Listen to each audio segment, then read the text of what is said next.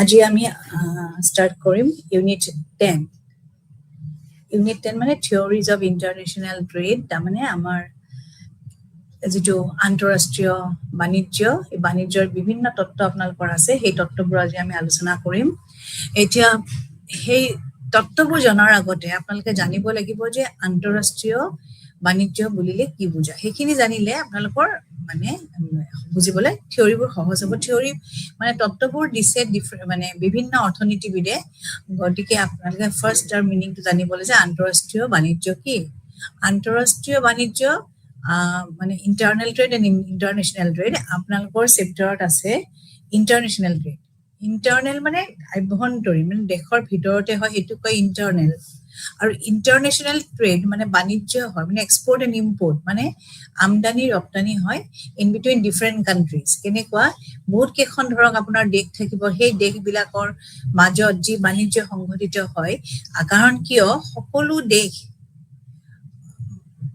মানে নিজ সেলফ সাফিচিয়েন্ট নহয়। কাৰোবাৰ নেচাৰেল ৰিচোৰ্চেছ বেছি থাকিব, কাৰোবাৰ নেচাৰেল ৰিচোৰ্চেছ কম থাকিব। গতিকে এনেকে যিবিলাক বস্তু মানে প্ৰতিখন দেশৰে নিজৰ নিজৰ সকলো বস্তু তেওঁলোকে উৎপাদন কৰিব নোৱাৰে। সকলো যিখিনি আমাৰ প্ৰয়োজনীয় বস্তু সকলোখিনি উৎপাদন কৰাৰ ক্ষমতা নাথাকে। আৰু তেতিয়া কি হয়, এখন দেশে এখন দেশৰ ওপৰত, আন এখন দেশে আন এখন দেশৰ ওপৰত মানে কি হয়, নিৰ্ভৰশীল হ'বলগীয়া হয় বিভিন্ন বস্তু সামগ্ৰীৰ ক্ষেত্ৰত। গতিকে সেই সামগ্ৰীৰ ক্ষেত্ৰত যেতিয়া আমাৰ এক্সপৰ্ট ইম্পৰ্ট এনেকে কৰা হয়, সেইটোকে কয় আন্তঃৰাষ্ট্ৰীয় বাণিজ্য। তাৰমানে বাণিজ্য সংঘটিত হয় আৰু তেতিয়া বেনিফিটেড হয়। যিখন কাণ্ট্ৰিয়ে ধৰক ৰপ্তানি কৰিছে, এখন নিজৰ দেশৰ পৰা বেলেগ দেশলৈ ৰপ্তানি কৰিছে, মানে এক্সপৰ্ট কৰিছে, তেতিয়া সেই ৰপ্তানি কৰা দেশখন সেই বাণিজ্যৰ দ্বাৰা কি হয়, তেওঁলোক মানে লাভৱান হয়। ঠিক তেনেকৈ যিখন দেশৰ ধৰক যে সেই বস্তুটো এটা নিৰ্দিষ্ট বস্তু উৎপাদন কৰাৰ ক্ষমতা তেওঁলোকৰ নাই, বিভিন্ন কাৰণত নাথাকে, নেচাৰেল ৰিচোৰ্চ নাথাকে, হিউমেন ৰিচোৰ্চেছ নাথাকে, কেপিটেল নাথাকে, বা বিভিন্ন ক্ষেত্ৰত মানে বাণিজ্য তেওঁলোকৰ যিটো ক্ষমতা নাথাকে, তেতিয়া তেওঁলোকে বেলেগৰ পৰা সেই বস্তুটো আনি দেশৰ চাহিদা পূৰণ কৰে। আৰু তেতিয়া সেইটোক কয় ইম্পৰ্ট, আমদানি। এই এক্সপৰ্ট ইম্পৰ্টৰ যিটো লেনদেন, সেইটোকে ক'ব বাণিজ্য। মানে এইটো বাণিজ্য মানে ট্ৰেড বুলি কয়। আৰু যেতিয়া বিভিন্ন দেশৰ মাজত যেতিয়া ট্ৰেড সংঘটিত হয়, তেতিয়া সেইটো কয় আন্তঃৰাষ্ট্ৰীয় বাণিজ্য, তাৰমানে ইণ্টাৰনেশ্যনেল ট্ৰেড। ধৰি লওক এটা উদাহৰণ দিওঁ যে ভাৰতবৰ্ষ, আমাৰ ইণ্ডিয়াই কি কৰে, বিভিন্ন দেশলৈ চাহপাত পঠিয়ায়, টি, পেট্ৰলিয়াম পঠিয়ায়, প্লাছ ধৰক এনেকুৱা জুট পঠিয়ায়, মৰাপাট, মেংগো পঠিয়ায়, চাউল পঠিয়ায়, বিভিন্ন দেশলৈকে আমাৰ সেইবোৰ এক্সপৰ্ট হয়, মানে আমি বাহিৰত পঠিয়াওঁ। আৰু সেই পঠিয়াই পেলাই আমি কি আনো, বৈদেশিক মুদ্ৰা। আমি তাৰমানে ফৰেইন এক্সচেঞ্জ, মানে ফৰেইন কাৰেঞ্চি আমি কি কৰিব পাৰো, আৰ্ণ কৰিব পাৰো। ঠিক তেনেকে তেওঁলোকে যিবিলাক দেশত ধৰক জুট প্ৰডাকশ্যন কৰাৰ সিহঁতৰ কেপাচিটি নাই, তেওঁলোকে আমাৰ পৰা লৈ যাব। আমাৰ যিটো প্ৰডাকশ্যন কৰা কেপাচিটি নাই, আমি বেলেগৰ পৰা সেইটো আনিম। তাৰমানে আমাৰ এতিয়া আমাৰ ইণ্টাৰনেশ্যনেল থিয়ৰিবিলাকে কৈছে যে সেইটো বস্তু কষ্ট, মানে উৎপাদন ব্যয়টো চাই পেলাই আমি সেইটো বস্তুত মানে আমি মানে বাণিজ্যটো কৰো। গতিকে সেই যাৰ কষ্ট বেছি, ধৰক আমি যদি আজি উদাহৰণস্বৰূপে ভাৰতবৰ্ষই ধৰক ৱাইন প্ৰডাকশ্যন কৰোঁতে খৰচ বেছি হয়, বা কটন ক্লথ প্ৰডাকশ্যন কৰোঁতে খৰচ বেছি হয় তেতিয়া বেলেগ দেশতকৈ। ধৰক আমাৰ ইংলেণ্ডে কটন ক্লথ যদি প্ৰডাকশ্যন কৰে, তেওঁলোকৰ কটন ক্লথ প্ৰডাকশ্যন কৰোঁতে তেওঁলোকৰ খৰচটো কম হয়, আৰু আমি যদি কৰোঁ বেছি হয়। তেতিয়া আমি কি কৰিম, যে তেওঁলোকৰ কি লাগে, তেওঁলোকক ধৰক টি লাগে, টিটো আমাৰ ইয়াতে, চাহপাতটো আমাৰ ইয়াতে কম ব্যয়তে আমি উৎপাদন কৰিব পাৰোঁ। গতিকে আমি কি কৰিম, আমি সেই চাহপাতটো ইয়াতে প্ৰডাকশ্যন কৰি তেওঁলোকলৈকে পঠিয়াম, আৰু তেওঁলোকে কি কৰিব, কটন ক্লথটো প্ৰডাকশ্যন কৰি তেওঁলোকে আমালৈকে পঠিয়াব। কিয়, তেওঁলোকৰ উৎপাদন ব্যয় কটন ক্লথত কম হয়, আমাৰ টি প্ৰডাকশ্যন কৰোঁতে আমাৰ উৎপাদন ব্যয়টো কম হয়। গতিকে আমাৰ এক্সচেঞ্জটো মানে দুইখন কাণ্ট্ৰি বেনিফিটেড হৈ যায়। গতিকে সেই বস্তুটোকে ক'ব ইণ্টাৰনেশ্যনেল ট্ৰেড, মানে দেশ দুখনৰ নট অনলি আপোনাৰ দুখন দেশৰ মাজত, বিভিন্ন দেশৰ মাজতো এই বাণিজ্য সংঘটিত হ'ব পাৰে। ধৰি লওক আপোনাৰ চাইনাই আজি কিমান দেশলৈকে বস্তু পঠিয়ায়, নট অনলি ইন ইণ্ডিয়া বা নট অনলি ইন আণ্ডাৰডেভেলপ কাণ্ট্ৰিজ মানে অনুন্নত দেশবিলাকলৈকে অকল তেওঁলোকে নপঠিয়ায়, তেওঁলোকে উন্নত দেশবিলাকলৈকে তেওঁলোকৰ বাণিজ্য সম্প্ৰসাৰণ কৰিছে। কিন্তু তেওঁলোকেও সকলো বস্তু উৎপাদন কৰিব নোৱাৰিব পাৰে, তেতিয়া তেওঁলোকেও কিছুমান বস্তু বেলেগ দেশৰ পৰা তেওঁলোকে আমদানি কৰে। আৰু যিবিলাক অলপ ধনী দেশ বা উন্নত মানৰ দেশ তেওঁলোকৰ উৎপাদন ক্ষমতা বেছি থাকে, গতিকে তেওঁলোকে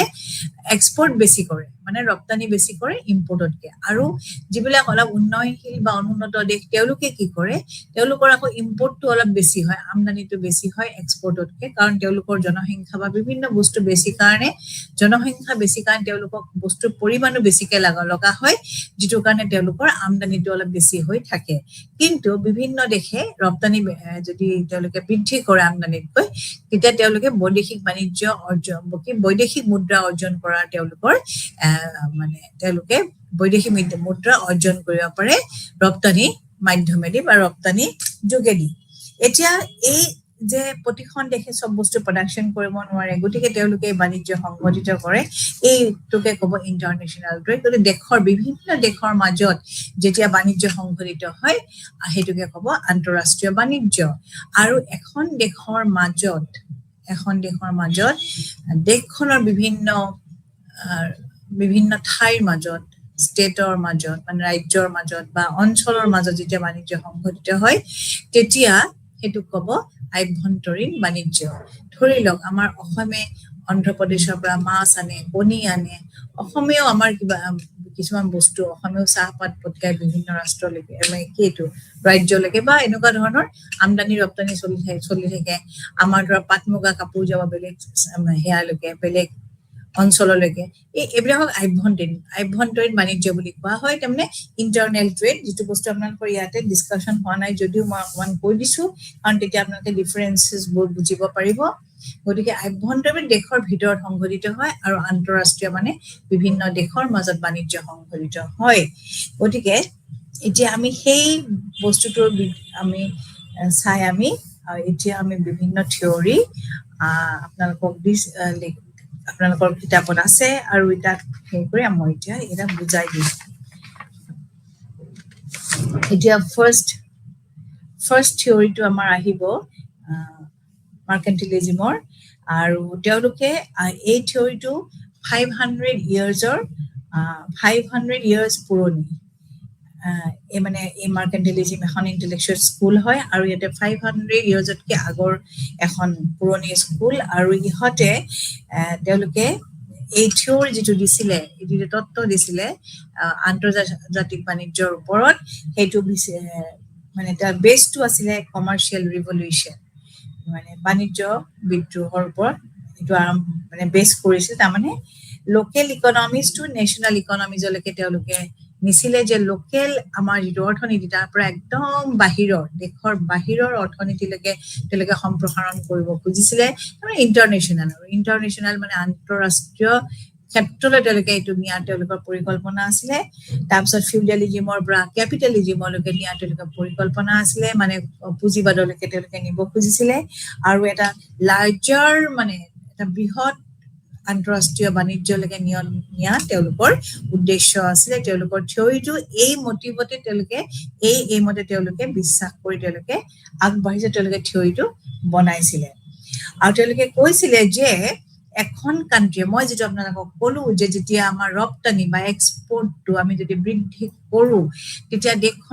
দেশখন যথেষ্ট লাভৱান হয়। তাৰমানে দেশখনে কি কৰিব পাৰে, বৈদেশিক মুদ্ৰা অৰ্জন কৰিব পাৰে। আৰু যিখন দেশে ৰপ্তানিৰ দ্বাৰা বা বৈদেশিক মুদ্ৰা অৰ্জন কৰিব পাৰে, সেই দেশখন সদায় ধনী হয়, ৰিচ হয়। গতিকে আজি বাণিজ্যৰ ক্ষেত্ৰতে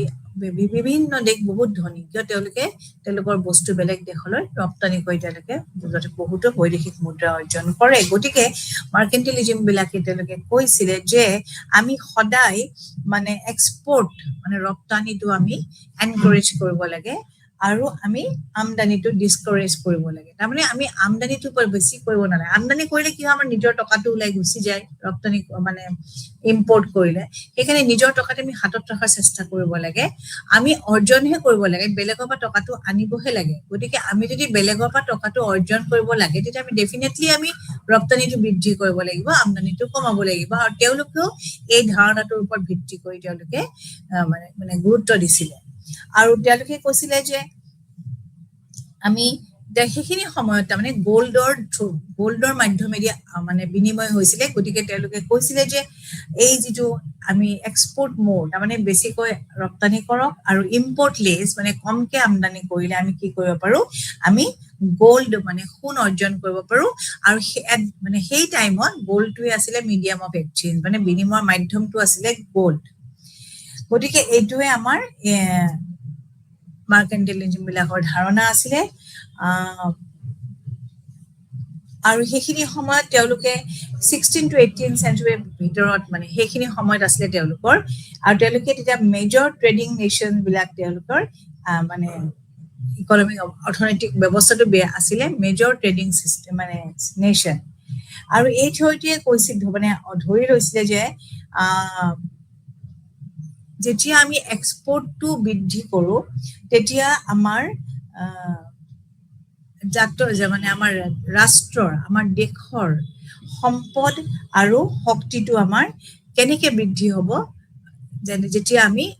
এক্সপোৰ্টৰ দ্বাৰা আমাৰ নেশ্যন এখন নেশ্যন ধনী হ'ব আৰু তেওঁলোকৰ আমাৰ পাৱাৰটো ইনক্ৰিজ হ'ব কেনেকে যেতিয়া আমি ৰপ্তানিটো বৃদ্ধি কৰিব পাৰো আৰু আমদানিটো কমাব পাৰো আৰু তেতিয়া আমাৰ যিটো প্ৰেচিয়াছ মেটেল আমাৰ মূল্যৱান যিটো মেটেল হয় কি গোল্ড সেইটো আমি বেছিকে সংগ্ৰহ কৰিব পাৰো আৰু তেওঁলোকে কৈছিলে যে চৰকাৰে কি কৰিব লাগে আমি যেতিয়া ৰপ্তানিটো বৃদ্ধি কৰা পোষকতা কৰিছিলে তেওঁলোকে আমদানিটো হ্ৰাস কৰা পোষকতা কৰিছিলে গতিকে সেইখিনি সময়ত মানে তেওঁলোকে কৈছে আমি আমদানিটো কেনেকে হ্ৰাস কৰিম কি পদ্ধতি দি আমি হ্ৰাস কৰিম আমদানিটো হ্ৰাস কৰিব লাগিলে আমি কি কৰিব লাগিব জানেনে আমি আমদানিকৃত যিখিনি বস্তু তাৰ ওপৰত আমি টেক্স লগাব লাগিব আৰু ৰপ্তানিকৃত বস্তুৰ ওপৰত আমি কি লগাব লাগিব সাবসিডি দিব লাগিব যাতে আমাৰ ৰপ্তানি বৃদ্ধি পায় আৰু টেক্স লগাই পেলাই বাহিৰৰ পৰা অহা বস্তুবোৰ বেছিকে টেক্স লগাম তেতিয়া ডেফিনেটলি আমদানিটো আমাৰ হ্ৰাস পাব তেওঁলোকে এই ধাৰণা তেওঁলোকে পোষকতা কৰিছিল আৰু তেওঁলোকে কৈছিল যে যিমানখিনি গভৰ্ণমেণ্টে পাৰে সিমানখিনি গোল্ড আপোনালোকে সংগ্ৰহ কৰক কিন্তু সংগ্ৰহ কেনেকে কৰিব ৰপ্তানি বৃদ্ধি কৰি এইখিনিয়ে আছিলে আমাৰ মাৰ্কেণ্টেলিজম থিয়ৰী ধাৰণা আৰু তেওঁ যিবিলাক আপোনাৰ এই এক্সপোৰ্ট যিটো মানে ৰপ্তানি বৃদ্ধি কৰা আমদানি হ্ৰাস কৰাৰ এই যে এইটো এখন দেশৰ কাৰণে খুবেই ভাল ৰপ্তানি বৃদ্ধি কৰা আৰু আমদানি হ্ৰাস কৰা তেতিয়া দেশখন অট'মেটিকেলি কি হ'ব সম্পদশালী হয় আৰু তেতিয়া মানে আমাৰ টকাটো ওলাই নাযায় গতিকে এইটো এটা আমাৰ আমি সদায় আমি এনেও আজি ইমান ডাঙৰ ডাঙৰ অৰ্থনীতিবিদবিলাকে কোৱা পিছতো আমাৰ নিজৰো এটা ধাৰণা যে আমি ৰপ্তানি বৃদ্ধি কৰিব লাগে আমদানি হ্ৰাস কৰিব লাগে আৰু যিটোৰ কাৰণে এবাৰ এখন ইম্পৰ্ট সাবষ্টিটিউশন পলিচি আমদানি বিকল্পকৰণ নীতি চৰকাৰে উলিয়াইছিলে সেই আমদানি বিকল্পকৰণ নীতিটো কোৱা হৈছিলে যে আমি যিখিনি আমদানিকৃত বস্তু আমি বেলেগৰ পৰা আনো সেইখিনি যদি আমি নিজৰ দেশতে উৎপাদন কৰিব পাৰো তেতিয়া দেশখনৰ কাৰণে যথেষ্ট লাভৱান হয় গতিকে এইটো মাৰ্কেণ্টেলিজমৰ ধাৰণা এইটো আপোনালোকৰ বুকতে দেখিব এটা কোৱেশ্চন আছে যে explain the difference between domestic and international trade যে ঘৰুৱা আৰু আন্তঃৰাষ্ট্ৰীয় বাণিজ্যৰ মাজৰ পাৰ্থক্য এই বস্তুটো মই আপোনালোকক ফাৰ্স্ট এই ক্লাসটো স্টাৰ্ট হওঁতে বুজাই দিছো internal and international trade internal trade মানে ডোমেস্টিক ট্ৰেড আৰু ইন্টাৰন্যাশনাল ট্ৰেড মানে আন্তঃৰাষ্ট্ৰীয় বাণিজ্য তাৰ মানে ঘৰুৱা বাণিজ্য আৰু আন্তঃৰাষ্ট্ৰীয় বাণিজ্যৰ মাজত পাৰ্থক্য খুজিছিলে আৰু এইটো আপোনালোকক মই অলৰেডি এক্সপ্লেইন কৰি দিছো আৰু এটা আছে যে state the central tenet of mercantilism সেইটো এটা কোৱেশ্চন আছে সেইটোতো আপোনালোকে এই যেটো মই কৈছো যে এক্সপোৰ্ট ইনক্ৰিজ কৰা ইম্পোৰ্ট ৰিডিউস কৰা সেইটোৱে হ'ব আমাৰ চেন্ট্ৰেল টেনেট অফ mercantilism আৰু এইটো আপোনালোকৰ ধুনিয়াকে আপোনালোকৰ কিতাপত দিয়া আছে আৰু তেওঁলোকে আৰু এটা বস্তু কৈছিলে যে যেতিয়া চৰকাৰে হেভি টেৰিফ কোটাস টেক্সেস যদি লগাই দিয়ে ইম্পোৰ্টেড গুডস বিলাকৰ ওপৰত তেতিয়া অটোমেটিক্যালি ইম্পোৰ্টটো মানে ডিসকাৰেজ হৈ যায় ডিসকাৰেজ মানে কৰিব পৰা যায় কাৰণ টেক্স লগা বেছি কোটা লগা বেছি টেৰিফ লগোৱা বস্তু টেৰিফ মানে অন কাইন্ড অফ মানে টেৰিফ টু টেক্স বুলিয়ে কয় গতিকে এই টেৰিফটো যদি বেছিকে হাই ৰেটত ইম্পোজ কৰি দিয়ে এনেও বস্তুৰ দাম বাঢ়ি যায় টেক্স টেৰিফ কোটা যি লগা যে কোটা মানে ইমানখিনি বস্তুহে আনিব পাৰিব এটো যদি এটা লিমিটেশন আনি দিয়ে তেতিয়া কি হ'ব এই যে বস্তুটোৰ দাম এই যিমানে ট্যাক্স বঢ়াব সিমানে ইম্পোৰ্টেড বস্তুটোৰ দাম বাঢ়ি যাব আৰু তেতিয়া ডিমান্ডটো কমি যাব গতিকে বেছি হাই প্ৰাইসত সেল কৰা অসুবিধা হয় আৰু সেই কাৰণে ইম্পোৰ্টটো ডিসকাৰেজ হৈ যায় এইবিলাক গভৰ্নমেন্টে ডিফাৰেন্ট পলিসি এডপ্ট কৰিব লাগে বুলি মাৰ্কেন্টিলিজম বিলাকে কৈছিলে আৰু কৈছিলে যে যিবিলাক আমাৰ ডমেস্টিক ইন্ডাস্ট্ৰিজ আছে আমাৰ ঘৰুৱা উদ্যোগ আছে সেইবিলাকক চৰকাৰে কি কৰিব লাগে গভৰ্নমেন্টে তাক হেল্প কৰিব লাগে যাতে তেওঁলোকে বেছিকে প্ৰডাকশন কৰে কেনেকে দিব ফিনান্সিয়াল সাপোৰ্ট দিব লাগে বিত্তীয় সাহায্য দিব লাগে যে তহতি বেছিকে প্ৰডাকশন কৰ আমি তহতক বিত্তীয় সাহায্য দিম আৰু যিমানে উৎপাদন বেছি কৰিব এক্সপোৰ্টটো সিমানে বাঢ়িব তাৰ পিছত আৰু কি কৰিব লাগে তেওঁলোকে যিবিলাক আমি কেঁচা সামগ্ৰী আনিব সেই কেঁচা সামগ্ৰীৰ সোৰ্সেস বিলাক কি কৰিব লাগে গভৰ্নমেন্টে ইউজ কৰিব লাগে আৰু সেইবোৰ প্ৰডাকশনত ব্যৱহাৰ কৰিব লাগে আনইউটিলাইজ কৰি ৰাখিব নালাগে কেঁচা সামগ্ৰীবোৰ আৰু তেওঁলোকৰ কাৰণে যিখিনি উৎপাদিত একদম ফিনিশ প্ৰডাক্ট হয় একদম ফাইনাল প্ৰডাক্ট হয় সেইখিনিৰ কাৰণে এখন বজাৰ মুকলি কৰি দিব লাগে যাতে তেওঁলোকে এখন সেল কৰি পেলাই সেই বস্তুবোৰ বিক্ৰী কৰি তেওঁলোকে বৈদেশিক মুদ্ৰা অৰ্জন কৰিব পাৰে এইখিনি হ'ল মাৰ্কেন্টিলিজমৰ থিওৰি এতিয়া আমাৰ নেক্সট আহিব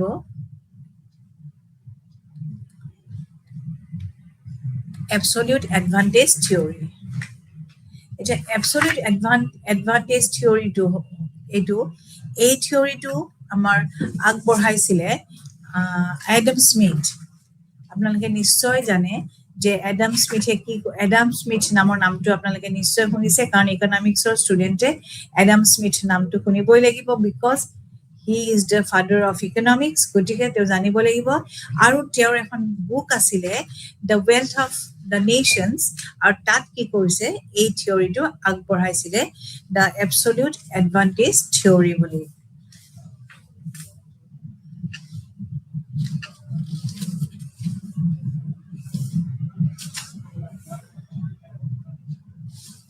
তাৰমানে উৎপাদন ব্যয়ৰ সম্পূৰ্ণ পাৰ্থক্য এটো হল absolute advantage theory আৰু এই থিওৰিটোত কৈছিল যে আমি যদি যিটো বস্তু আমি এফিশিয়েন্ট মানে দক্ষ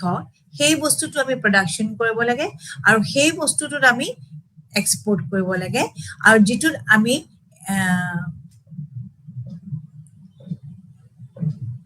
মানে ভালকে আমি মানে কম খৰচত উৎপাদন কৰিব নোৱাৰো আৰু সেই বস্তুটো যেটো আমি উৎপাদন কৰিব নোৱাৰো সেই বস্তুটো যিখন বেলেগ দেখে মানে দক্ষতাপূৰ্ণ ভাৱে উৎপাদন কৰিব পাৰে তেওঁলোকৰ পৰা আমি হেতু বস্তু ইম্পোৰ্ট কৰিব লাগে এটা এই বস্তুটো আছিল absolute advantage theory অৰ মানে এডাম স্মিথে দিয়া এটা মানে মূল ভাষ্যটো এইটো যে কেনেকৈ আমি উৎপাদন কৰিব এখন দেখে যাৰ absolute advantage থাকে মানে সুবিধা থাকে কম ৰিসোৰ্সেস লগাই কম সময়ত যদি বেছি উৎপাদন কৰিব পাৰি হেতুকে কয় এফিশিয়েন্টলি মানে প্ৰডাকশন কৰিব মানে দক্ষতাপূৰ্ণ উৎপাদন প্ৰক্ৰিয়া গতিকে সেই সময়ত আপোনালোকে যদি আমাৰ যদি উৎপাদন কৰোতে খৰচ বেছি হয় বহুত আমাক সম্পদ লাগে বহুত টাইম লাগে সেই বস্তুটো আমি প্ৰডাকশন কৰিব নালাগে যত আমি কমকে সম্পদ লাগে আৰু কম টাইমত আমি উৎপাদন কৰিব পাৰো সেই বস্তুটোহে আমি কি কৰিব লাগে উৎপাদন কৰি ৰপ্তানি কৰিব লাগে আৰু যিখন দেশত মানে কমকে যিটো বস্তুত কম আন দেশতো কম খৰচত কম সময়ত উৎপাদন কৰিব পাৰে দক্ষতাপূৰ্ণভাৱে সেই বস্তু তেওঁলোকে উৎপাদন কৰিব তেওঁলোকৰ পৰা সেই বস্তুটো আনি পেলাই কি কৰিব লাগে আমি ইম্পৰ্ট কৰিব লাগে তেতিয়া দুইখন কান্ট্ৰি কি হয় বেনিফিটেড হয়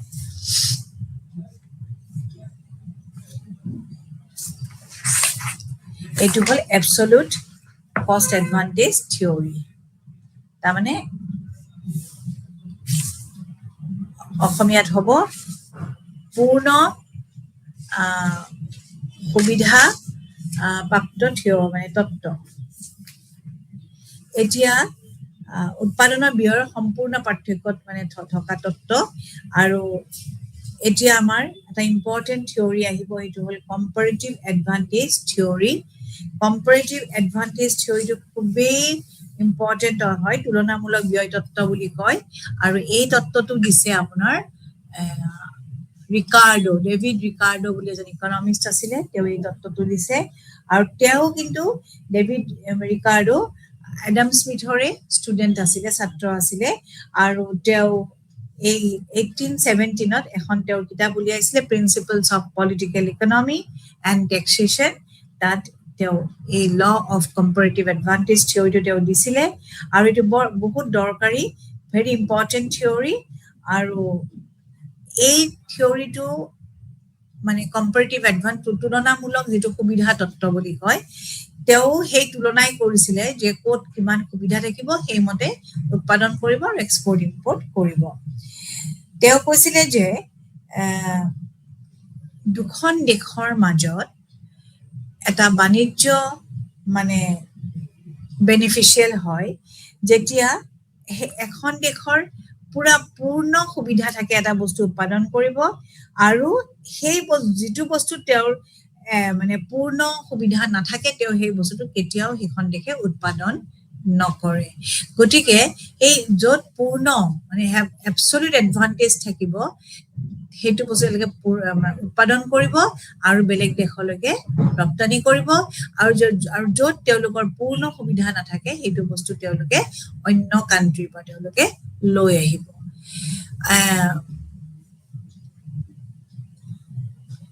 এইবিলাক উদাহৰণ দিছিলে তেওঁলোকে মানে এটা উদাহৰণৰ সহায়ত দেখাইছিলে এইবিলাক ময়ো এতিয়া আপোনালোকক এই উদাহৰণবিলাক এটা এটাকে কৈ যাম কিন্তু এই থিওৰিটো যেতিয়া তত্ত্বটো তেওঁলোকে ৰিকাৰ্ডোৱে লিখিছিলে বনাইছিলে তেতিয়া তেওঁ কেইটামান অভিধাৰণা ধৰি লৈছিলে মানে স্বীকাৰ্য ধৰি লৈছিলে স্বীকাৰ্যকেইটা কি আপোনালোকক মই এতিয়া কম এটা হৈছে যে তেওঁ আমাৰ উৎপাদনৰ উপাদান কি আছিলে ভূমি শ্ৰম মূলধন সংগঠন ইয়াত অকল শ্ৰমিককহে বিবেচনা কৰা হয় মানে শ্ৰমিককহে উৎপাদনৰ উপাদান বুলি ৰিকাৰ্ডোই ধৰি লৈছিলে আৰু ইয়াত যেতিয়া ব্যয় যোগ কৰা হয় ব্যয় মই কৈ আছো উৎপাদন ব্যয় মানে এবছলিউট এডভান্টেজ মানে আচলতে ব্যয় উৎপাদন কৰোঁতে যিটো ব্যয় হয় সেইটো কৈছিলে আৰু সেই ব্যয়টো শ্ৰমিকৰ ব্যয়ৰ পৰিমাণ যোগ কৰা হয় কিছুমান নিৰ্দিষ্ট একক অথবা নিৰ্দিষ্ট দিনৰ জোখত অৰ্থাৎ অভিধাৰণাটোৰ মতে সকলো শ্ৰমিকৰে এককসমূহ সদৃশ ধৰণৰ তেওঁ কৈছিলে এইটো এটা ভুল অভিধাৰণা কাৰণ কেতিয়াও শ্ৰমিকৰ কোৱালিটি শ্ৰমিকৰ গুণ কেতিয়াও একে নহয় কিন্তু তেওঁ ধৰি লৈছিলে যে সকলো শ্ৰমিকৰ এককসমূহ সদৃশ মানে হোমোজেনিয়াছ উৎপাদনৰ পৰিমাণে সমাহাৰ প্ৰতিদান বিধিক স্বীকাৰ কৰে অৰ্থাৎ দুটা সামগ্ৰী উৎপাদন ব্যয় অনুপাত স্থিৰ বুলি ধৰি লোৱা হয় তেওঁলোকে কৈছিলে যে কনষ্টেণ্ট কষ্ট তাৰমানে যেতিয়া ব্যয়টো উৎপাদন ব্যয়টো মানে সমান বুলি স্থিৰ বুলি মানে সমান নহয় স্থিৰ বুলি ধৰি লৈছে মানে উৎপাদন ব্যয়টো যিমান থাকে সিমানেই বাঢ়িও নাযায় মানে কমিও নাযায় আৰু এটা কৈছিলে যে যিটো আমি উৎপাদনত ব্যৱহাৰ কৰিম শ্ৰমিক আৰু মূলধন সেইটো নিজৰ দেশৰ ভিতৰত পূৰ্ণভাৱে চলনশীল আৰু দেশ দুখনৰ মাজত সম্পূৰ্ণভাৱে চলমানহীন তাৰ মানে দেশৰ মাজত তেওঁলোকে এখন ৰাজ্যৰ পৰা এখন ৰাজ্যলৈ এটা অঞ্চলৰ পৰা আন এটা অঞ্চল যাব পাৰে কিন্তু আন্তৰ্জাতিক হিচাপে আন্তঃৰাষ্ট্ৰীয় হিচাপে মানে ইণ্টাৰনেশ্যনেল তেওঁলোকে কিন্তু সেনেকে মোবাইল নহয় ইমোবাইল তেওঁলোকে এখন দেশৰ পৰা এখনে পূৰ্ণ চলনশীল নহয় আৰু ইয়াত মাত্ৰ উৎপাদন ব্যয়ৰ পৰিমাণকহে বিবেচনা কৰা হয় পৰিবহন ব্যয় সম্পূৰ্ণভাৱে উপেক্ষা কৰা হয় অৰ্থাৎ পৰিবহন ব্যয় ইয়াত শূন্য বুলি ধৰি লোৱা হয় আৰু ইয়াত কি কৰে এই সূত্ৰটোৰ মতে এই তত্ত্বটোৰ মতে মাত্ৰ দুখন দেশ আৰু দুটা সামগ্ৰী বিবেচনা কৰা হয় সামগ্ৰী ধৰক আপোনাৰ ৰাইচ আৰু হুইট হ'ব আৰু দুখন দেশ হ'ব আপোনাৰ কান্ট্ৰি বুলি এখন ধৰি লওক বা ইংলেণ্ড আৰু ইণ্ডিয়া বুলি ধৰি লওক বা পৰ্তুগাল এণ্ড ইণ্ডিয়া বুলি ধৰি ল'লেও হ'ব আৰু তেওঁলোকে কৈছিলে যে ইয়াত কোনো ধৰণৰ ৰেষ্ট্ৰিকশ্যন নাই কোনো বাধা নাই এটা ফ্ৰী ট্ৰেড বুলি ধৰি লৈছিলে তাৰমানে ৰিকাৰ্ডোৱে কৈছিলে যে বাণিজ্যটো মুক্ত বাণিজ্য ইয়াত কোনো ধৰণৰ বাধা নিষেধ নাথাকে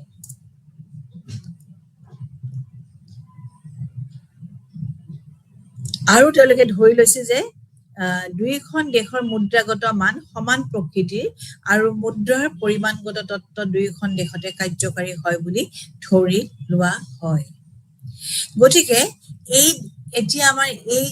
এই যে আপোনাৰ এই অভিধাৰণা কেইটাৰ ওপৰত নিৰ্ভৰ কৰি আমি এই তত্ত্বটো এতিয়া আলোচনা কৰিম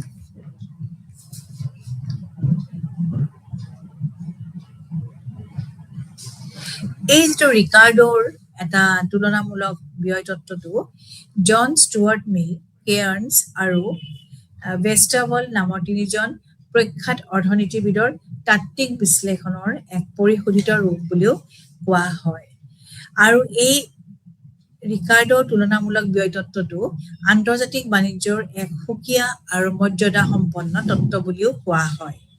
সংস্থাপিত অৰ্থনীতিবিদজনৰ এই তত্ত্বটোৱে তিনিটা মূল প্ৰশ্নৰ সমাধানৰ নিৰ্দেশ দিয়াৰ চেষ্টা কৰে এই তিনিটা প্ৰশ্ন হ'ল যে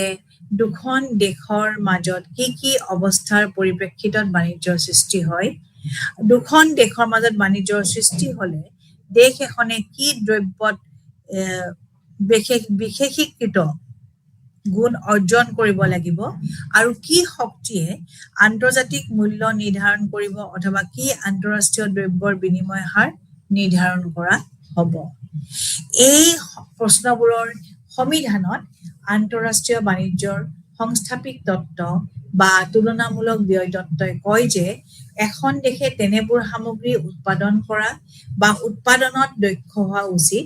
যিবোৰ সামগ্ৰী উৎপাদনত দেশখনৰ জলবায়ু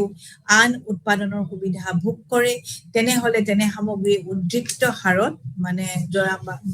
প্ৰাকৃতিক সম্পদৰ গুণাগুণ অথবা শ্ৰমিকৰ গুণমানৰ ওপৰত নিৰ্ভৰশীল কৰিব লগা হয় যদি এখন দেশে নিৰ্দিষ্ট সামগ্ৰী উৎপাদনৰ সুবিধা ভোগ কৰে তেনেহলে তেনে সামগ্ৰী উদ্বৃত্ত হাৰত উৎপাদন কৰিব লাগে অৰ্থাৎ নিজ দেশখনৰ প্ৰয়োজন হোৱাৰ উপৰি অতিৰিক্ত উৎপাদনৰ সম্ভৱ কৰি তুলিব লাগে অতিৰিক্ত সামগ্ৰীখিনি এনে এখন দেশৰ উৎপাদিত দ্ৰব্যৰ লগত বিনিময় কৰিব লাগে যিখিনি সামগ্ৰী উৎপাদন কৰিতে থাকিব লগা ব্যয়ৰ সুবিধা প্ৰথম দেশখনত নাথাকে বা উৎপাদন সম্ভৱ হৈ নুঠে গতিকে এই যিটো ৰিকাৰ্ডে প্ৰথমবাৰৰ ভাৱে এই আন্তৰ্জাতিক বাণিজ্য আগবঢ়োৱা এই ব্যাখ্যাই গোটেই বিশ্ববাসীকে সেই সময়ত আলোড়িত কৰি তুলিছিল মূলতঃ আন্তৰ্জাতিক বাণিজ্য সম্পৰ্কে ৰিকাৰ্ডোৱে প্ৰথমবাৰৰ বাবে আগবঢ়োৱা ব্যাখ্যাই গোটেই বিশ্ববাসীকে এই সময়ত আলোড়িত কৰি তুলিছিল গতিকে এই যে মূলতঃ আন্তৰ্জাতিক বাণিজ্য অধ্যয়নৰ এক সুকীয়া ধাৰাৰ প্ৰয়োগ কৰি ৰিকাৰ্ডোৱে তুলনামূলক ব্যয় তত্ত্ব নামৰ তত্ত্বটো উদ্ভাৱন কৰি বিশ্ববাসীৰ পৰা যশ মান আৰু সম্ভ্ৰম আদায় কৰিবলৈ সক্ষম হৈছিল এতিয়া চাব আপোনালোকৰ কিতাপতে দিয়া আছে যে আমি কেনেকে আমিতো কৈছিল মানে ফেক্টৰ অফ প্ৰডাকশ্যন মানে উৎপাদন এটা লেবাৰ হ'ব ইয়াত ট্ৰান্সপোৰ্ট কষ্ট পৰিবহণ ব্যয় শূন্য হ'ব এইবোৰতো আপোনালোকৰ স্বীকাৰ্যকেইটা মই অলপ আগতে এইখিনি আপোনালোকক কৈ দিছো আৰু ইয়াত মুক্ত বাণিজ্য কোনো ধৰণৰ ইয়াত বাধা নিষেধ নাই এইকেইটা কথা আপোনালোকে মনত ৰাখিব দুখন কাণ্ট্ৰি দুটা কমিউনিটি বস্তু দুটা আৰু দুখন দেশ এতিয়া এই তালিকাখন আপোনালোকে চাওকচোন এইখন ইয়াত আমি প্ৰডাকশ্যন কৰিম হুইট আৰু ৰাইচ কাণ্ট্ৰি এ কাণ্ট্ৰি বি আৰু ইয়াতে প্ৰডাকশ্যন কৰিছে চাওক কাণ্ট্ৰি এ 20 ইউনিটছ আৰু কাণ্ট্ৰি বি 15 ৰাইচ 40 আৰু কাণ্ট্ৰি বি 10 আৰু ইয়াত প্ৰডাকশ্যন কৰিবলৈ ইউজ কৰিছে হেয়া মানে দুইখন দেশে 200 লেবাৰ আৰু তেওঁলোকে মানে তেওঁলোকৰ 200 লেবাৰ আছে য'ত 100 লেবাৰ হুইট প্ৰডাকশ্যন কৰোঁতে ব্যৱহাৰ কৰা হৈছে আৰু another 100 লেবাৰ্ছ তেওঁলোকে ৰাইচ প্ৰডাকশ্যন কৰোঁতে তেওঁলোকে ব্যৱহাৰ কৰা হৈছে গতিকে ইয়াত কাণ্ট্ৰি এ কি কৰিব 40 ইউনিট যেতিয়া প্ৰডাকশ্যন কৰিছে কাণ্ট্ৰি বি তেতিয়া প্ৰডাকশ্যন কৰিব 10 units of rice by employing 100 চাওক কাণ্ট্ৰি বি এ মাত্ৰ 10 ইউনিটছ ৰাইচ প্ৰডাকশ্যন কৰিব পাৰে আৰু কাণ্ট্ৰি এ প্ৰডাকশ্যন কৰে 40 ইউনিটছ কোনটো বেছি 40 কিন্তু লেবাৰৰ পৰিমাণ একে আৰু হুইট প্ৰডাকশ্যন কৰোঁতে কাণ্ট্ৰি বি এ কৰিছে 20 কাণ্ট্ৰি বি কৰিছে 15 কম্পেয়াৰ কৰিলে ওলাই যাব যে যদি হুইট প্ৰডাকশ্যন কৰে 100টা লেবাৰ লগাই তেতিয়া কাণ্ট্ৰি এ বিতকে বি এ কৰিব 15 ইউনিট আৰু ইহঁতে কৰিব 20 units 20 units is more than 15 গতিকে 22 কাণ্ট্ৰি এ প্ৰডাকশ্যন কৰিব হুইট আৰু ৰাইচত চাব গ'লে আপোনালোকে চাওক 40 and 10 গতিকে তেওঁলোকে 40 ইউনিটছটো তেওঁলোকে কাণ্ট্ৰি এ কি প্ৰডাকশ্যন কৰিব ৰাইচ এই যেটো আপোনাৰ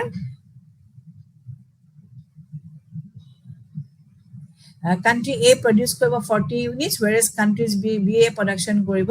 10 বাই লেবাৰৰ পৰিমাণ কিন্তু একে থাকিব গতিকে এ এবছলুট এডভান্টেজত দুটাতে একচুয়ালি এডভান্টেজ আছে হেডে 20 and 40 দুটাতকে বেছি গতিকে কাণ্ট্ৰি এ তাৰমানে হেতৰ পূৰ্ণ মানে সুবিধা আছে দুটা বস্তু প্ৰডাকশ্যন কৰোঁতে কাৰণ হুইট প্ৰডাকশ্যন 20 কৰিছে ৰাইচ প্ৰডাকশ্যন কৰোঁতেও 40 কৰিছে কাণ্ট্ৰি 15 ইফালে 10 এতিয়া কি কৰিব কেনেকৈ ইয়াতে বাণিজ্য সংঘটিত হ'ব কাণ্ট্ৰি এ এই যেটো 100 লেবাৰ প্ৰডাকশ্যন কৰিছে দুটা মানে প্ৰতিটো বস্তু উৎপাদন কৰোঁতে ৰাইচ এণ্ড হুইট আৰু ৰাইচটো কিন্তু ৰাইচ 100 লেবাৰ প্ৰডাক্ট ইউজ কৰোঁতে ৰাইচটো বেছি প্ৰডাকশ্যন কৰিছে দেন হুইটতকৈ বেছি কম হুইট 20 ৰাইচ 40 আৰু গতিকে আমি যদি কম্পেৰেটিভ তুলনামূলক যদি আমি অধ্যয়ন কৰিবলৈ যাওঁ তেতিয়া আমি দেখিছোঁ যে তেওঁলোকৰ কাণ্ট্ৰি এ ৰাইচ প্ৰডাকশ্যন বেছি হয় 100 যদি আমি লেবাৰ ইউজ কৰোঁ 40 ইউনিটছ আৰু কাণ্ট্ৰি বিত আপোনালোকে চাওকচোন কাণ্ট্ৰি বিত আপোনালোকে চাওক 15 আৰু 10 কাণ্ট্ৰি এ লগত নকৰিব আপোনালোকে এতিয়া চাব নালাগে কাণ্ট্ৰি বিটো আপোনালোকে চাওক তাত হুইট প্ৰডাকশ্যন 15 ৰাইচ প্ৰডাকশ্যন 10 তাৰমানে কাণ্ট্ৰি বিৰ সেই 100 লেবাৰৰ লগালে হুইট প্ৰডাকশ্যন বেছি হয় ৰাইচ প্ৰডাকশ্যন কম হয় গতিকে কাণ্ট্ৰি বি এ কি কৰিব তেওঁলোকে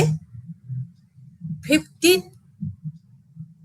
ইউনিটছ অফ হুইট প্ৰডাকশ্যন কৰিব কাৰণ তেওঁলোকে 100 লেবাৰ লগালে তেওঁলোকে ৰাইচতকৈ হুইট বেছি প্ৰডাকশ্যন কৰিব পাৰে আৰু ইফিনে কাণ্ট্ৰি এ কি কৰিব 40 ইউনিটছ ৰাইচ প্ৰডাকশ্যন কৰিব 100 লেবাৰ লগাই কাৰণ 100 লেবাৰ লগোৱাৰ লগে লগে তেওঁলোকৰ হুইট প্ৰডাকশ্যন জাষ্ট 20 হয় কিন্তু ৰাইচ প্ৰডাকশ্যন বেছি হয় গতিকে কাণ্ট্ৰি বি হুইট প্ৰডাকশ্যনৰ তেওঁলোকৰ তুলনামূলক সুবিধা আছে কাণ্ট্ৰি এতকে গতিকে এতিয়া যদি আমি লেবাৰ বেছিকে লগাই দিওঁ স্পেচিয়েল আমি যদি স্পেচিয়েল এক্সাম্পল বিশেষীকৰণ বুলি কয় এইটো যেতিয়া কাণ্ট্ৰি এ ডিচাইড কৰিলে যে আমি 100 লেবাৰৰ পৰা শ্ৰমিকৰ পৰা 150 লেবাৰলৈকে যদি আমি লগাই দিওঁ তেতিয়া কাণ্ট্ৰি এ 60 ইউনিট আপোনাৰ ৰাইচ প্ৰডাকশ্যন কৰিব পাৰে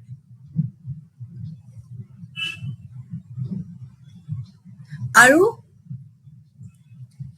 50 লেবাৰ ইয়াতে কি প্ৰডাকশ্যন কৰিব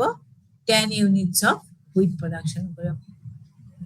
এই যেটো এক্সট্ৰা 50টা কি প্ৰডাকশ্যন কৰিব হুইট প্ৰডাকশ্যন কৰিব 10 ইউনিটছ আৰু কান্ট্ৰি বি যদি 200 লেবাৰলৈকে বঢ়াই দিয়ে 100ৰ পৰা তেতিয়া তেওঁলোকে 30 ইউনিটছ অফ হুইট প্ৰডাকশ্যন কৰিব কাৰণ কান্ট্ৰি বি তাৰমানে হুইট প্ৰডাকশ্যন বেছি কৰিব পাৰে কান্ট্ৰি এ ৰাইচ প্ৰডাকশ্যন বেছি কৰিব পাৰে গতিকে তেতিয়া আমাৰ কি এই অৱস্থাত আমাৰ কান্ট্ৰি এ কি কৰিব 40 units of rice with 40 units of wheat আমাৰ আপোনালোকে চাওক যেতিয়া আমাৰ ট্ৰেড হয় তাৰমানে বাণিজ্য হৈ গ'লে আমাৰ কান্ট্ৰি কি কৰিব এই কি এক্সচেঞ্জ কৰিব এই 14 ইউনিটছ অফ ৰাইচ এক্সচেঞ্জ কৰিব কাৰ লগত 14 ইউনিটছ অফ হুইটৰ লগত হুইটটো কোনে প্ৰডাকশ্যন কৰিব কান্ট্ৰি বিয়ে প্ৰডাকশ্যন কৰিব আৰু তেওঁলোকে এই 14 ইউনিটছ আৰু 14 ইউনিটছ তেওঁলোকে এক্সচেঞ্জ কৰিব এইখন আপোনালোকৰ টেবুলত দেখুওৱা হৈছে গতিকে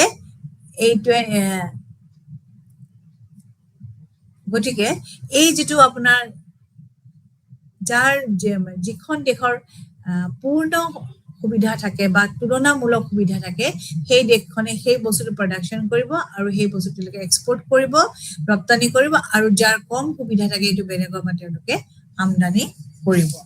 গতিকে এইটো হ'ল ৰিকাৰ্ডৰ থিয়ৰীৰ তুলনামূলক ব্যয় তত্ত্ব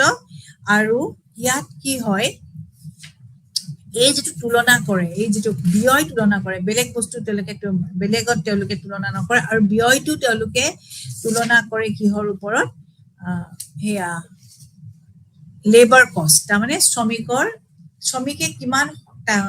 সময় কাম কৰিব তাৰ সেইটো ব্যয়ৰ ওপৰত নিৰ্ভৰ কৰি তেওঁলোকে এটা তুলনামূলক ব্যয় অধ্যয়ন কৰে গতিকে এই তুলনামূলক ব্যয় তত্ত্বটো যদি আমি মূল্যায়ন কৰিব যাওঁ তেতিয়া আমি কেনেকৈ ইয়াক মূল্যায়ন কৰিব পাৰোঁ 19 শতিকাকে ধৰি আৰু 20 শতিকাৰ প্ৰথমাৰ্ধলৈ ৰিকাৰ্ডোৱে প্ৰৱৰ্তন কৰা আন্তঃৰাষ্ট্ৰীয় বাণিজ্য তুলনা ব্যয় তত্ত্বক বা সকলো দেশে শিলৰ ৰেখা হিচাপে মান্যতা দি অহা দেখা যায় ক্ৰমহ্ৰাসমান প্ৰতিদানৰ সুবিধা বিধি আৰু শ্ৰম বিভাজনৰ সুবিধা নিৰ্ণয়ত এই তত্ত্বটো একক আৰু অনন্য হিচাপে পৰিগণিত হৈছে কিন্তু এই তত্ত্বটো বাৰ্টিল অলিন আৰু ফ্ৰাংক গ্ৰাহাম বুলি দুজন অৰ্থনীতিবিদে যথেষ্ট ধৰণে তেওঁলোকে কি কৰিছে সমালোচনা কৰে আৰু এই সমালোচনাসমূহো আপোনালোকে জানিব লাগিব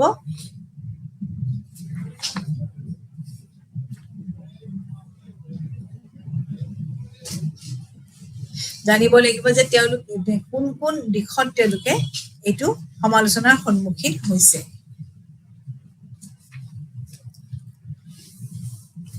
শ্ৰমিকৰ যিটো ব্যয় ধাৰণা সেই ক্ষেত্ৰত এই তত্ত্বটো সমালোচনা সন্মুখীন হৈছে যে শ্ৰমিকৰ ব্যয় ধাৰণা তত্ত্বটো প্ৰায় 19 শতিকাৰ পৰাই পৰিত্যাগ কৰা হৈছে গতিকে বহুতো অৰ্থনীতিবিদে শ্ৰমিকৰ ব্যয় আন্তঃৰাষ্ট্ৰীয় বাণিজ্যৰ ভেটি হিচাপে মানি নলয় আচলতে শ্ৰমিকতকৈও বৰ্তমান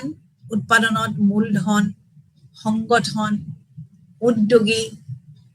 আদিয়েহে যথেষ্ট গুৰুত্ব লাভ কৰে শ্ৰমিকৰ ব্যয়ৰ পৰিৱৰ্তে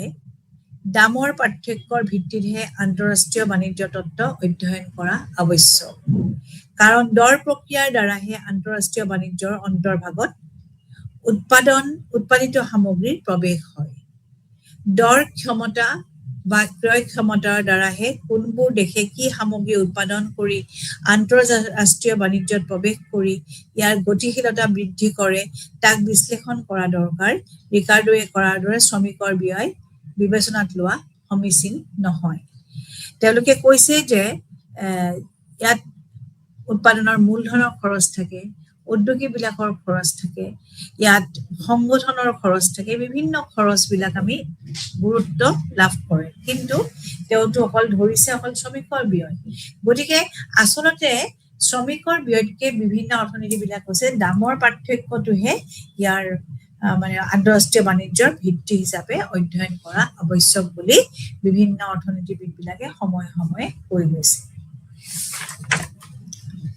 এতিয়া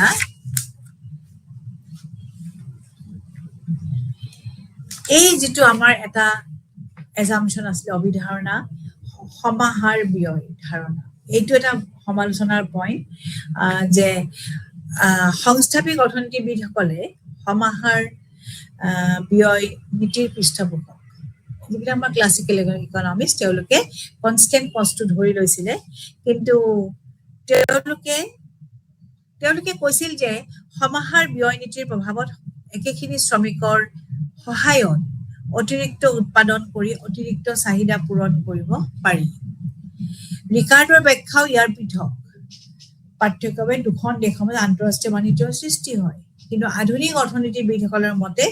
ব্যয়ৰ সুবিধা নহয় বৰং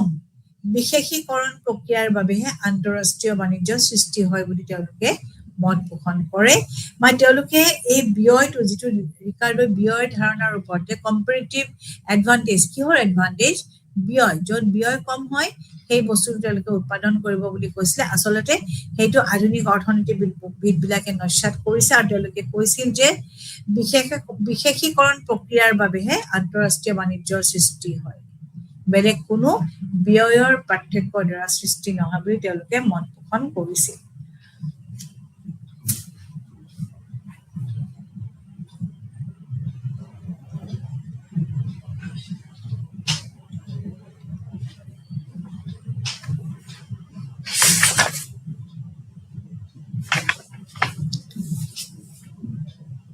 এতিয়া আহিব পৰিবহন ব্যয় শূন্য এইটো এটা বহুত ডাঙৰ সমালোচনা যে পৰিবহন ব্যয় নাই বা পৰিবহন ব্যয় শূন্য বুলি ধাৰণা কৰাটো ৰিকাৰ্ডৰ তুলনামূলক ব্যয়তত্ব এটা ডাঙৰ সীমাবদ্ধতা বুলিব পাৰি অথচ আধুনিক অৰ্থনীতিবিদসকলে পৰিবহন ব্যয়হে আন্তঃৰাষ্ট্ৰীয় বাণিজ্যৰ কাৰণ বুলি ক'ব খোজে এবিধ বস্তু উৎপাদন ব্যয়ৰ তুলনাত যদি পৰিবহন ব্যয় বেছি হয় তেতিয়া আন্তঃৰাষ্ট্ৰীয় বাণিজ্যৰ সৃষ্টি নহয় আকৌ এবিধ বস্তু সামগ্ৰীৰ তুলনাত উৎপাদনৰ তুলনাত যদি নিজ দেশতে পৰিবহন ব্যয় বাঢ়ি যায় অথচ আন দেশৰ পৰা আমদানি কৰিলে কম ব্যয় আৰু দাম পৰে তেতিয়া আন্তঃৰাষ্ট্ৰীয় বাণিজ্যৰ সৃষ্টি হয় অৰ্থনীতিবিদ হোবাৰ্লৰ মতে পৰিবহন ব্যয়ৰ অৱস্থিতিৰ ফলত অৰ্থনীতি এখনত ঘৰুৱা সামগ্ৰী বুলি আন এবিধ সামগ্ৰীৰ সৃষ্টি হয় গতিকে পৰিবহন ব্যয় আমদানি আৰু ৰপ্তানিজাত সামগ্ৰীৰ আন্তঃৰাষ্ট্ৰীয় বাণিজ্যত গুৰুত্বপূৰ্ণ প্ৰভাৱ বিস্তাৰ কৰে পৰিবহন ব্যয়ৰ উপস্থিতিয়ে তুলনামূলক ব্যয় তত্ত্বৰ এক বিশেষ আসোঁৱাহৰ সৃষ্টি কৰিছে এখন দেশৰ এটা অঞ্চলৰ নিৰ্দিষ্ট এটা সামগ্ৰী উৎপাদন হ'ব পাৰে বা ৰপ্তানিও কৰিব পাৰে কিন্তু সেই সামগ্ৰীয়ে দেশখনৰ আন এটা অঞ্চললৈ আন দেশৰ পৰা আমদানি কৰিব পাৰে পৰিবহন ব্যয়ৰ কাৰণে এইটো হোৱা দেখা যায় দ্বিতীয় মহাযুদ্ধ আৰম্ভ হোৱাৰ আগতে জাৰ্মানীয়ে দেশখনৰ এটা অংশত কয়লা উৎপাদন কৰি আন দেশলৈ ৰপ্তানি কৰিছিল অথচ সেই একে কয়লা আন এটা অংশই ইংলেণ্ডৰ পৰা আমদানি কৰিছিল এই ক্ষেত্ৰত পৰিবহন ব্যয়ৰ প্ৰভাৱৰ কাৰণে এনে হৈছিল অথচ ডেভিড ৰিকাৰ্ডোৱে এই কামৰ ব্যাখ্যা দিয়াত অপৰাগ হৈছিল গতিকে পৰিবহন ব্যয় বাণিজ্যৰ ক্ষেত্ৰত এটা গুৰুত্বপূৰ্ণ ভূমিকা পালন কৰে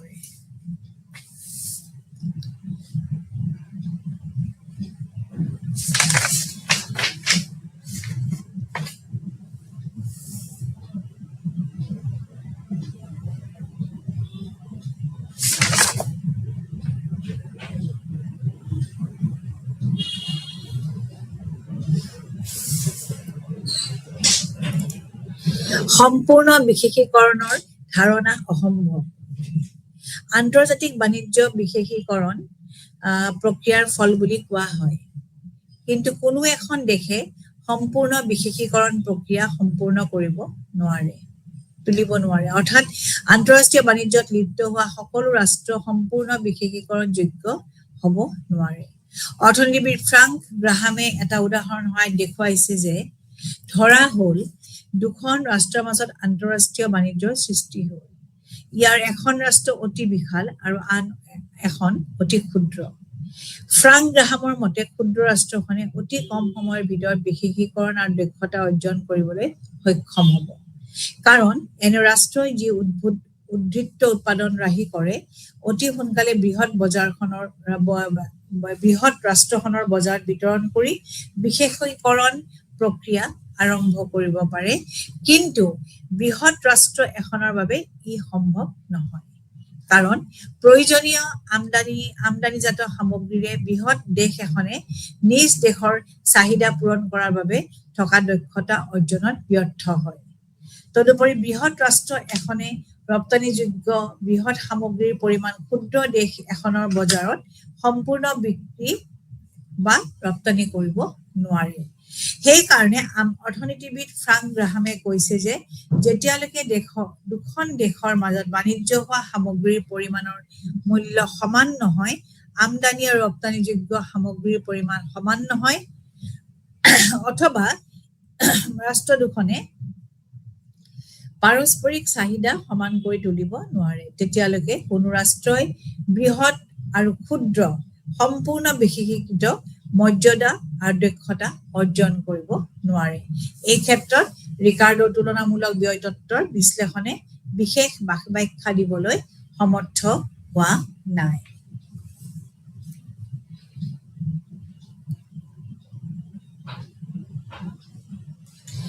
এতিয়া এটা ইম্পৰ্টেণ্ট আছে, সেইটো হৈছে উপাদানৰ চালমানশীলতাৰ ধাৰণা। এইটো যে কৈছিলে যে দুখন দেশৰ মাজত তেওঁলোকে বেছি মোবাইল নহয়, কিন্তু দেশৰ ভিতৰত তেওঁলোকে মোবাইল মানে বেছিকে মানে চলমান হয়, সেই বস্তুটো সমালোচনা কৰিছে যে ৰাষ্ট্ৰৰ ভিতৰত সম্পদৰ আৰু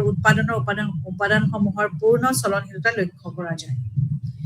আকৌ দুখন দেশৰ মাজত সম্পদ আৰু উপাদানসমূহ চলমানশীল নহয়। আধুনিক অৰ্থনীতিবিদসকলৰ মতে সম্পূৰ্ণ চলমানশীলতাৰ ধাৰণা সম্পূৰ্ণ শুদ্ধ নহয়, কাৰণ সম্পূৰ্ণ ৰূপত সম্পূৰ্ণ চলমানশীলতা লাভ কৰা নাযায়।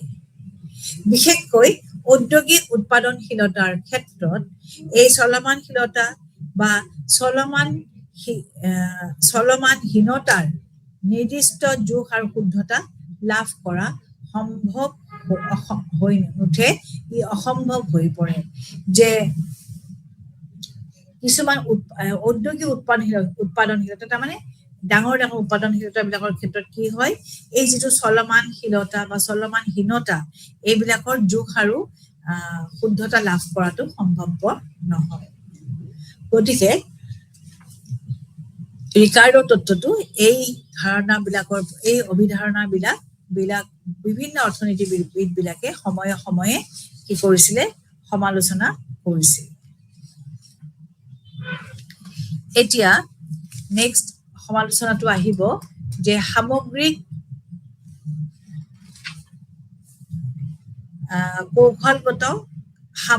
আৰু কৌশলগত কাৰণ।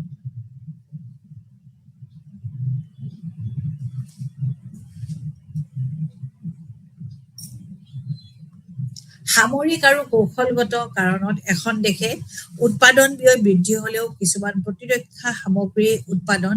নিজ দেশতহে কৰিব লাগে, আন দেশৰ পৰা আমদানি কৰিব নোৱাৰে। সামৰিক সামগ্ৰীৰ আন্তঃৰাষ্ট্ৰীয় বাণিজ্য সৃষ্টি হলে প্ৰতিৰক্ষাৰ গোপনীয়তা বহু ক্ষেত্ৰত ৰক্ষা নকৰিবও পাৰে, দেশখনলৈ ভাবুকি আহিব পাৰে আৰু যুদ্ধ বিগ্ৰহ আদিৰ সময়ত গুৰুতৰ ক্ষতি হ'ব পাৰে। তদুপৰি কৌশলগত কাৰণৰ বাবেও কিছুমান সামগ্ৰী উচ্চ ব্যয় সাধন কৰি হলেও নিজ দেশত উৎপাদন কৰা হয়, অথচ আন্তঃৰাষ্ট্ৰীয় বজাৰত কম দাম হলেও আমদানি কৰা নহয়। উদাহৰণস্বৰূপে ভাৰতবৰ্ষই মৰাপাটৰ আঁহ বেছি ব্যয় সাধন কৰি হলেও উৰিষ্যা আৰু দক্ষিণ ভাৰতৰ ৰাজ্যকেইখনত উৎপাদন কৰা গুৰুত্ব দি আহিছে, অথচ বাংলাদেশত এইবিধ সামগ্ৰীৰ যথেষ্ট দাম কম, অথবা বাংলাদেশৰ পৰা আমদানি কৰিলে যথেষ্ট কম দাম আৰু ব্যয় হয়, কিন্তু সেইটো কৰা নহয়। অথচ দেখা যায় বাংলাদেশ মৰাপাটৰ আঁহ উৎপাদনত পৃথিৱীৰ ভিতৰত দক্ষ। কৌশলগত কাৰণৰ বাবে এইটো কৰা হয়, এই সম্পৰ্কে একো ব্যাখ্যা তুলনামূলক ব্যয় তত্ত্বত পোৱা নাযায়, সেইকাৰণে এই তত্ত্বটো এক অসম্পূৰ্ণ তত্ত্ব বুলি কোৱা হয়। লাষ্ট আছিলে এটা যে সামগ্ৰীৰ বিবিধতা। যদি এখন দেশে একে সামগ্ৰী শ্ৰেণীভুক্ত বেলেগ বেলেগ সামগ্ৰী আমদানি বা ৰপ্তানি কৰা হয়, কৰিব লগা হয় তেনেহলে কি পৰিমাণত আন্তৰ্জাতিক বাণিজ্য হ'ব তাক নিৰ্ণয় কৰিব নোৱাৰি অৰ্থাৎ বেলেগ বেলেগ সামগ্ৰীৰ অংশ উৎপাদনত তুলনামূলক ব্যয়তত্ত্ব প্ৰয়োগ কৰা নহয় উদাহৰণস্বৰূপে ফ্ৰান্সে উন্নত মানৰ বিভিন্ন সামগ্ৰী ৰপ্তানি কৰে আনহাতে আন দেশৰ পৰা সস্তা হাৰৰ সামগ্ৰী আমদানি কৰে আনহাতে ইংলেণ্ডে উন্নত গুণসম্পন্ন সামগ্ৰী উৎপাদন দক্ষৰ সুবিধা লাভ কৰে গতিকে স্বাভাৱিকতে এনে সামগ্ৰী উৎপাদনত ইংলেণ্ডে অধিক মনোযোগ দিব বিপৰীতে ভাৰতবৰ্ষৰ পৰা মধ্যম মানৰ সামগ্ৰী আমদানি কৰাত গুৰুত্ব প্ৰদান কৰিব সাধাৰণতে এনে সামগ্ৰীৰ কোনো নিৰ্দিষ্ট সীমাবদ্ধতা নাথাকে প্ৰতিটো মানসম্পন্ন সামগ্ৰীৰ সুকীয়া উৎপাদন থাকে গতিকে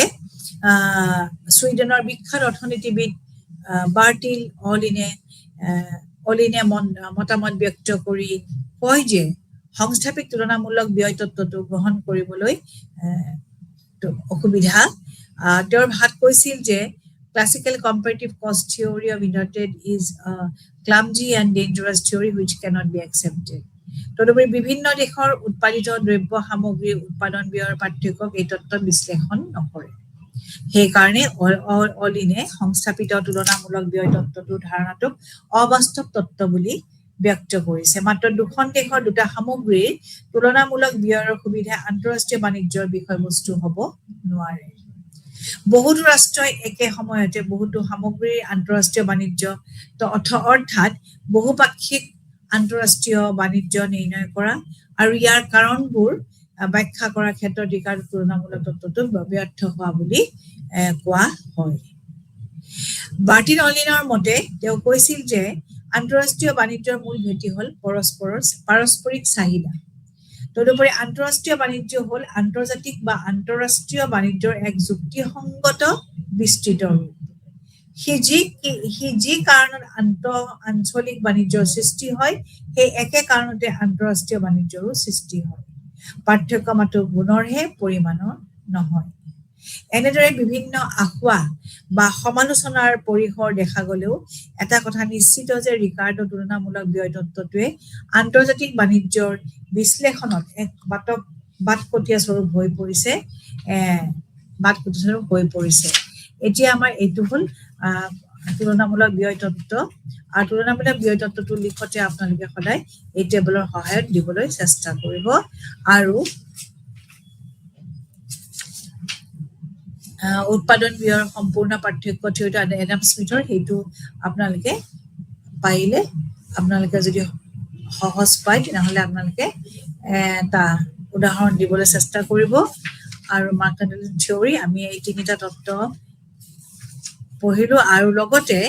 আন্তঃৰাষ্ট্ৰীয় বাণিজ্যৰ আন্তৰ্জাতিক বাণিজ্যৰ মানে ডিফাৰেন্সটো আমি আজি আপোনালোকক কৈ দিলো এতিয়া আৰু এটা আপোনালোকৰ তত্ত্ব আছে সেইটো হ'ল হেক্সাৰ-অলিন থিয়ৰেম বুলি কয় হেক্সাৰ-অলিন থিয়ৰেমটো এইটো এটা মডাৰ্ণ থিয়ৰি হয় আধুনিক তত্ত্ব হয় যেনেকে আমাৰ ৰিকাৰ্ডো থিয়ৰিটো এটা সংস্থাপিক তত্ত্ব আৰু হেক্সাৰ-অলিন থিয়ৰিটো এটা আন্তৰ্জাতিক বাণিজ্যৰ আধুনিক তত্ত্ব বুলি কোৱা হয় আৰু এই তত্ত্বটো বাৰ্টিল অলিন বুলি এজন ইকনমিষ্টে দিছিলে আৰু তেওঁ আইডিয়া লৈছিলে ক'ৰ পৰা এলি হেক্সাৰ্ছ বুলি এজন ইকনমিষ্টৰ পৰা লৈছিলে আৰু তেওঁ আগবঢ়াইছিলে জেনেৰেল ইকুইলিব্ৰিয়াম এনালাইচিছ আৰু তাৰ পৰা আমাৰ আহি গ'ল হেক্সাৰ-অলিন থিয়ৰি আৰু য'ত আগৰ ৰিকাৰ্ডোৰ যিটো আন্তঃৰাষ্ট্ৰীয় বাণিজ্য তত্ত্ব আছিলে য'ত সেইটো শেষ হৈছে তাৰ পৰাই হেক্সাৰ-অলিন থিয়ৰিটো ষ্টাৰ্ট হৈছে গতিকে আৰম্ভ হৈছে গতিকে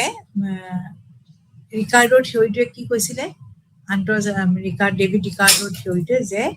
আমাৰ আন্তঃৰাষ্ট্ৰীয় বাণিজ্যৰ বেছ মানে ভেটিটোৱে হৈছে যে কম্পাৰেটিভ তুলনামূলক ব্যয় পাৰ্থক্য আৰু এই যে তুলনামূলক ব্যয় তত্ত্বটো কিয় হয় কেনেকৈ হয় সেই বিষয়ে কিন্তু ৰিকাৰ্ডোৱে কোৱা নাছিলে আৰু এই প্ৰকৃত যিটো কাৰণ এই পাৰ্থক্যৰ যিটো প্ৰকৃত কাৰণ যে কিয় এইটো কষ্ট ব্যয়টো ডিফাৰেন্স হয় প্ৰকৃত কাৰণটো দেখুৱাইছিলে আমাৰ এই হেক্সাৰ আৰু অলিন থিওৰেমে মানে থিওৰিটোৱে দেখাইছিলে হেক্সাৰ আৰু অলিনৰ গতিকে এই তত্ত্বটো যথেষ্ট আপোনালোকৰ ইম্পৰ্টেন্ট তত্ত্ব ইয়াত মানে হেক্সাৰ অলিনটো মই এনে থুলমূলকৈ অকণমান মিনিং আপোনালোকক কৈ দিছোঁ তেতিয়া আপোনালোকে ইয়াৰ ডিফাৰেন্সটো বুজি পাব মেইনলি এডাম স্মিথৰ এই যিটো তুলনামূলক যিটো কম্পেৰেটিভ এবছলিউট কষ্ট ডিফাৰেন্স থিওৰি আছে এবছলিউট এডভান্টেজ থিওৰি আৰু এইটো কষ্ট ডিফাৰেন্স থিওৰি দুটা মানে কম্পেৰেটিভ এডভান্টেজ থিওৰি এই দুটা থিওৰি এটা পাৰ্থক্য আহে আৰু কেতিয়াবা ৰিকাৰ্ডোৰ থিওৰি আৰু হেক্সাৰ অলিন থিওৰিৰ মাজতো এটা পাৰ্থক্য আহে অলিনে কি কৈছিলে জানেনে যে বাণিজ্য কেতিয়া সংঘটিত হয় বাণিজ্য সংঘটিত কেতিয়া হয় যেতিয়া বিভিন্ন বস্তু বিভিন্ন দেশত যেতিয়া বিভিন্ন সম্পৰ্কিত দৰ হয় দৰটো যে বিভিন্ন হয় বেলেগ বেলেগ হয় বিভিন্ন দেশত বেলেগ বেলেগ হয় আৰু বিভিন্ন বস্তু বেলেগ বেলেগ দৰ সম্পৰ্কিত মানে দৰ ফিক্স কৰা হয় তেতিয়া এই বাণিজ্য সংঘটিত হয় এই যেটো দৰৰ ডিফাৰেন্স পাৰ্থক্য ৰিলেটিভ মানে সম্পৰ্কিত দৰ ডিফাৰেন্স হয় এটা বস্তুৰ সেইটো কিয় হয় যে সম্পৰ্কিত ব্যয়টো পাৰ্থক্য হয় আৰু ফেক্টৰ প্ৰাইস উৎপাদনৰ দৰটো বিভিন্ন কান্ট্ৰিত বেলেগ বেলেগ হয় কাৰণে এই দৰটো বেলেগ বেলেগ হয় কিয় কষ্ট ব্যয় আৰু উৎপাদনৰ ব্যয়ৰ পাৰ্থক্যতা থকাৰ বাবে এই যেটো বস্তু সামগ্ৰীৰ দৰৰ বিভিন্নতা দেখা যায় সেইটো ডেফিনেটলি হ'ব যেতিয়া কষ্ট ব্যয় ডিফাৰেন্স হ'ব দামো ডিফাৰেন্স হ'ব গতিকে হেক্সাৰ অলিনে এই কথাটোৱে কৈছিল যে difference relative prices of the commodities due to differences in the relative cost and factor prices in different countries যে যেতিয়া difference থাকে ব্যয়ৰ উৎপাদন ব্যয়ৰ relative differences পাৰ্থক্য থাকে আৰু যদি ফ্যাক্টৰ প্ৰাইস কি আছিল ল্যান্ড লেবাৰ ক্যাপিটাল অৰ্গানাইজেশন ভূমি শ্ৰম মূলধন সংগঠন এই ফ্যাক্টৰ বিলাকৰ যেতিয়া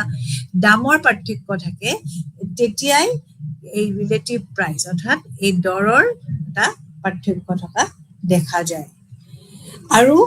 যেটো মানে ফ্যাক্টৰ এন্ডমেন্টস মানে আমাৰ যেটো আমাক বিভিন্ন কান্ট্ৰি নেচাৰে বিভিন্ন ধৰণৰ আমাক উপাদান দিছে এই উপাদান বিলাকৰ যদি পাৰ্থক্য থাকে তেতিয়াও কি হৈ যায় এই উপাদান বিলাকৰ দৰৰ পাৰ্থক্য দেখা যায় এই গতিকে এই ডিফাৰেন্স মানে উপাদানৰ যেটো পাৰ্থক্য যেটো আমি পাইছো দে ধৰক মানে ৰিসোৰ্সেস বিলাকৰ সাপ্লাই যেটো পাৰ্থক্য সেইটোৱে হ'ব এই আমাৰ হেক্সাৰ অলিন থিওৰি বাণিজ্য তত্ত্বটোৱে এটো ব্যাখ্যা কৰিছে গতিকে এই তত্ত্বটোক আমি উপাদানৰ মানে ফ্যাক্টৰ এন্ডমেন্ট থিওৰি বুলি কোৱা হয় যে উপাদানৰ আমি কিমান এখন দেখে পাইছে তাৰ ওপৰতো এটা তত্ত্ব তেওঁলোকে বনাইছে গতিকে এইটো এটা ফ্যাক্টৰ এন্ডমেন্ট থিওৰি বুলিও জনা যায় আৰু তেও দুটা ফ্যাক্টৰে ধৰিছে অলিনে যে টু ফ্যাক্টৰ মডেল তাৰ মানে দুটা উপাদানৰ মডেল বনাইছে এটা হল লেবাৰ আৰু এটা হল ক্যাপিটাল শ্ৰমিক আৰু মূলধনৰ আৰু এই শ্ৰমিক আৰু মূলধনৰ পৰিমাণটো বেলেগ বেলেগ যে দিয়া হয় আৰু হেতু কাৰণে বাণিজ্য সংঘটিত হয় বুলি অলিনে দেখুৱাইছে কিছুমান দেশত ক্যাপিটাল বহুত অজস্ৰ থাকে আৰু কিছুমান দেশত লেবাৰ অজস্ৰ থাকে গতিকে তেওঁলোকে কৈছিল যে যিবিলাক দেশ মানে শ্ৰমিকত মানে লেবাৰত ধনী হয় তেওঁলোকে লেবাৰে উৎপাদন কৰা দ্ৰব্য তেওঁলোকে এক্সপোৰ্ট কৰিব আৰু য'ত ক্যাপিটাল বেছি হয় তাত সেই কেপিটেল মানে মেচিন চেচিনে বনোৱা বস্তু উৎপাদন কৰি এক্সপৰ্ট কৰিব। এতিয়া বুজি পাইছে নহয় যে দুটা উপাদান লেবাৰ আৰু কেপিটেল। যিখন দেশ ধৰক আমাৰ ইণ্ডিয়া লেবাৰত আমাৰ পপুলেশ্যন বেছি কাৰণে আমাৰ শ্ৰমিক এভেইলেবল, গতিকে আমি শ্ৰমিকৰ উৎপাদন কৰা দ্ৰব্য আমি উৎপাদন কৰিম আৰু আমি এইটো ধৰক এগ্ৰিকালচাৰ খেতিৰ বস্তু, কাৰণ খেতিত বেছি শ্ৰমিক লাগে, গতিকে আমি খেতিৰ বস্তু উৎপাদন কৰিম আৰু আমি এক্সপৰ্ট কৰিম। ঠিক তেনেকে আমি ধৰি US লওঁ, আমেৰিকা লওঁ, তাতে কি আছে শ্ৰমিক কম আৰু তেওঁলোকৰ কেপিটেল বেছি, মেচিন বেছি। সেই ক্ষেত্ৰত মেচিন মেড প্ৰডাকশ্যন, গাড়ী মটৰ বা বস্তু বা যন্ত্ৰ পাতি সা সৰঞ্জাম সেইবোৰ আমি উৎপাদন কৰি আমি বেলেগ দেশলৈকে উৎপাদন মানে ৰপ্তানি কৰিম, এক্সপৰ্ট কৰিম, আৰু তেনেকে ইণ্ডিয়া আৰু আমেৰিকা তেওঁলোক বেনিফিটেড হ'ব। এতিয়া বুজি পালে নহয় আপোনালোকে যে লেবাৰ আৰু কেপিটেল, য'ত লেবাৰ বেছি তেওঁলোকে লেবাৰ শ্ৰম নিবিড় উৎপাদন গ্ৰহণ কৰিব আৰু শ্ৰম নিবিড় উৎপাদনে যি প্ৰডাকশ্যন কৰিব সেইটো উৎপাদন কৰি তেওঁলোকে এক্সপৰ্ট কৰিব।